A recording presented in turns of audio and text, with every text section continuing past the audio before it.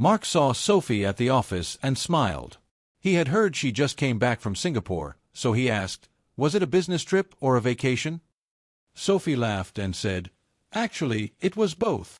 I went to a conference for 3 days, and then I stayed a little longer to enjoy a short vacation. It was the perfect mix of work and leisure." Mark thought that sounded great. He told her he had always wanted to visit Singapore and asked if she stayed in the city center. Sophie explained that she booked a hotel near Marina Bay. It was close to the conference and also near many tourist attractions. From her room, she could see the city skyline and the famous gardens by the bay. Mark said that when he travels for work, he usually doesn't have time to explore. Last month, he went to Sao Paulo for meetings, but only saw the office and the hotel. Sophie said that was a shame.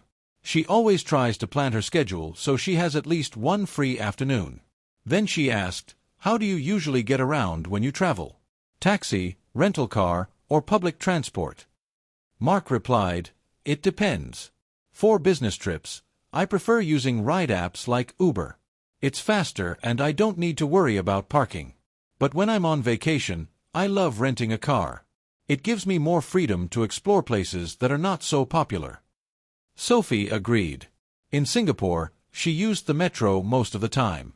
It was very clean and efficient. But last year, when she visited Tuscany, she rented a car and drove through the countryside.